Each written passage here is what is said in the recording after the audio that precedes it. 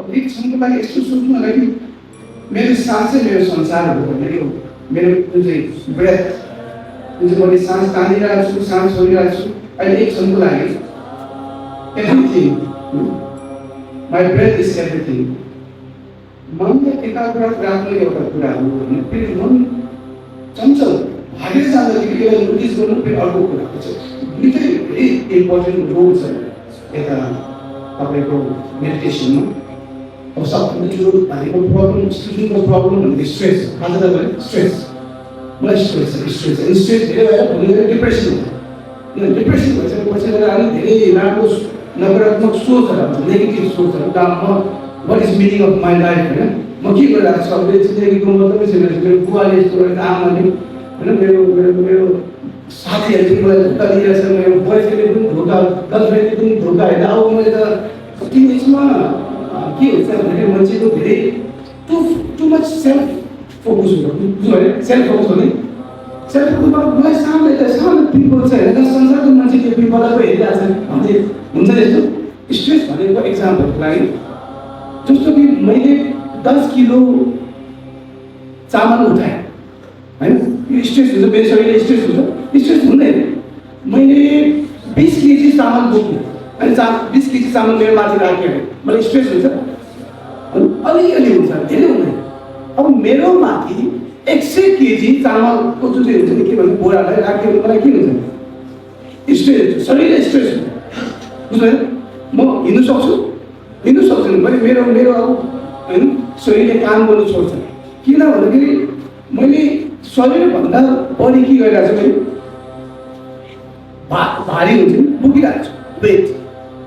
अब मनलाई कसरी स्ट्रेस हुन्छ भने चाहेको भन्दा बढी तपाईँले सोच्यो भने तपाईँले स्ट्रेस हुन्छ नि भन्नु त। जस्तो कि तपाईँको मनले एक दिनमा 1000 इन्फर्मेसन डाइजेस्ट गर्नु सक्छ, बुझ्नुभएको छ। तर तपाईँले के हो 10,000 इन्फर्मेसन हालिरहेछ, अब के भयो, तपाईँको मनलाई के भयो भन्नु त, स्ट्रेस हो, बुझ्नुभएको छ। अघिको शरीरलाई स्ट्रेस भयो जस्तै तपाईँको मनलाई स्ट्रेस भयो। मतलब अब आजभोलिको हाम्रो जुन चाहिँ टिनेजमा आजभन्दा 10 वर्ष अगाडिको हाम्रो जुन चाहिँ कलेजको स्टुडेन्टलाई स्ट्रेस भन्दा तपाईँलाई स्ट्रेस धेरै हुन्छ। किन थाहा छ, किन भन्नु त, आजभन्दा 10 वर्ष अगाडिको जुन चाहिँ कलेजको स्टुडेन्ट भन्दा पनि तपाईँहरूलाई 5 गुणा 10 गुणा स्ट्रेस धेरै हुन सक्छ। किन भन्नु त, किन भन्नु त, इन्फर्मेसन टेक्नोलोजी, बुझ्नुभएको छ। Mobile, first of all mobile जुन चाहिँ डिस्ट्र्याक्सन हुन्छ नि, चाहको अब स्कुलभित्र यति इन्फर्मेसन हाल्नु परिरहेको छ, यसको माथि टिकटकको इन्फर्मेसन हाल्यो, यसको माथि फेसबुकको, इन्स्टाग्रामको अरू के छ सबै इन्फर्मेसन हाल्दाखेरि त झन् के भयो, टु मच ओभरवेलमिङ इन्फर्मेसन हुन्छ, ओभर इन्फर्मेसन हो। अब यो मात्रै होइन, अब यो बाहिरको पनि इन्फर्मेसन धेरै हुन्छ नि। अब एक्जाम्पल आजभन्दा 20 वर्ष अगाडिको 30 वर्ष अगाडिको कलेज स्टुडेन्टहरूलाई होइन स्ट्रेस धेरै कम थियो। किन थियो भने घरमा टिभीसम्म पनि थिएन, बुझ्नुभएको छ, घरमा के थिएन, टिभीसम्म पनि थिएन होइन। त्यसपछि टिभी आयो, त्यसपछि फोन आयो, त्यसपछि होइन बुझ्नुभएको छ, मोबाइल आयो, त्यसपछि इन्टरनेट आयो होइन। पहिले त मोबाइल मात्रै थियो, हेलो मेसेज गर्ने, अब अहिले त होइन के भइरहेको छ। अब तपाईँहरूले मलाई स्ट्रेस भयो भनेर स्ट्रेस कम हुन्छ, कम हुँदैन। You have to always know, एक्जाम्पलको लागि तपाईँले एउटा यस्तो खाना खाइरहेको छ जुन चाहिँ तपाईँलाई पेट दुखिरहेको छ होइन, मलाई पेट दुखियो भनेर पेट दुख्ने कम हुन्छ, हुँदैन। तपाईँले थाहा पाउनुपर्छ कि वाइ, जुन चाहिँ तपाईँले पेट दुख्ने कारण के हो, मलाई पेट किन दुखिरहेको छ। ल मानौँ तपाईँले, मानौँ एक्जाम्पल तपाईँले एउटा बाटोको एउटा समोसा खाइरहेको छ एक्जाम्पल है, सधैँ यो समोसा खाँदाखेरि तपाईँको पेट के भयो, दुख्यो। अब तपाईँले थाहा छ यो बाटोको समोसा खानु बित्तिकै मलाई के हुन्छ, पेट दुखिरहेको छ भने अब फेरि खाइन्छ, फेरि दुख्छ, फेरि खाइन्छ, फेरि दुख्छ नि। अब नदुख्नु लागि तपाईँले के गर्नु पऱ्यो भने, खानु होइन। मतलब तपाईँले स्ट्रेस भयो भनेर मान्छे सबैलाई सुनाएर मलाई डिप्रेसन भयो, स्ट्रेस भयो सुनाएर यो स्ट्रेस कम हुन्छ, कम हुनेवाला छैन। झन् तपाईँले तपाईँको त होइन, अब चाहिँ उता के हो, साइकोलोजिस्टले जानुपर्छ होला होइन, डक्टर देखाउनुपर्छ होला, झन् यसलाई के गरिदिन्छ, सिरियस बनाइदिन्छ।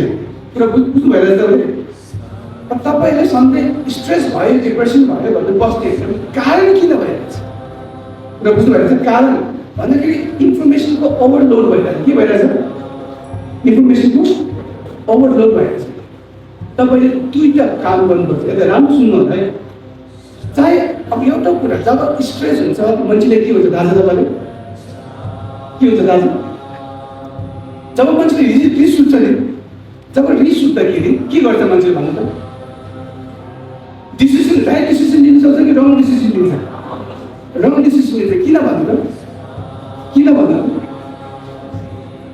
जब मान्छे रिस उठ्दाखेरि तपाईँको ब्रेन के हुन्छ ब्रेनको दैलो सबै के हुन्छ बन्द हुन्छ जुन चाहिँ बुवा आमा टिचर साथीहरूले जुन चाहिँ जति पनि ज्ञान दिए त्यो ज्ञान सबै के हुन्छ बन्द हुन्छ होइन तपाईँलाई बाटोमा फेरिएको जस्तै ल के हो बुझ्नु रिस उठ्दाखेरि जब मान्छेले रिस उठ्दाखेरि ब्रेन बन्द हुन्छ एक्ज्याक्टली जब स्ट्रेस हुँदाखेरि मान्छेको ब्रेन के हुन्छ बन्द हुन्छ भन्दाखेरि मान्छेको स्ट्रेस ब्रेन बन्द भयो भने एजुकेसनमा फोकस गर्न सक्छ लाइफमा फोकस गर्न सक्दैन अनि के हुन्छ नचाहिने सोचहरू आउँछ बुझ्नु भइरहेछ नकारात्मक सोचहरू आउँछ एक दिन मात्र आयो भने ठिकै छ बुझ्नु 2 दिन मात्र आयो भने ठिकै छ तर स्ट्रेस कहिले पनि रोकेन भने के हुन्छ भन्नु त ब्रेन त काम गर्नु छोड्छ त्यसपछि त झन् नकारात्मक सोच के हुन्छ नेगेटिभ थट धेरै आउँदै जान्छ जब धेरै नेगेटिभ थट आउँदै जान्छ तपाईँले पढाइमा ध्यान लाउनु सक्दैन बुझ्नु भएछ नकारात्मक सोचले तपाईँले के गरिदिन्छ सबै बिस्तारै भित्रबाट अड्डा चेतनाबाट के गरिदिन्छ खाइदिन्छ तपाईँलाई बुझ्नु भएछ तपाईँ आफूले चिन्नु सक्दैन बुझ्नु धेरै स्ट्रेस भयो भने चाहिँ कहिले स्ट्रेस इज फाइन बुझ्नु कहिले रिस उठ्नु इज नर्मल मलाई पनि रिस उठ्छ तपाईँलाई पनि रिस उठ्छ बुझ्नु भएछ कहिले मुड स्विङ हुँदैन मुड स्विङ भन्दा छ कहिले मुड अफ हुन्छ नि वेदर यस्तो वेदर देख्दाखेरि के हुन्छ साथीले के भनिन्छ अलिअलि रिस उठ्छ अलिअलि स्ट्रेस हुन्छ यो ठुलो कुरा हो तर ठुलो कुरा जब हुन्छ कि रिस सधैँ सुतिरहेछ बिहान पनि रिस दिउँसो पनि रिस बेलुका पनि रिस त्यो त हेल्दी होइन नि द्याट इज नट हेल्दी बुझ्नु एभ्री डे रिस नट हेल्दी कहिले स्ट्रेस इज फाइन तर बिहान पनि स्ट्रेस दिउँसो पनि स्ट्रेस बेलुका पनि स्ट्रेस त्यो हेल्दी हो अहिले एक दिन होइन मेरो एक हप्ता स्ट्रेस एक महिना स्ट्रेस एक वर्ष stress that is not healthy बुझ्नु भइरहेछ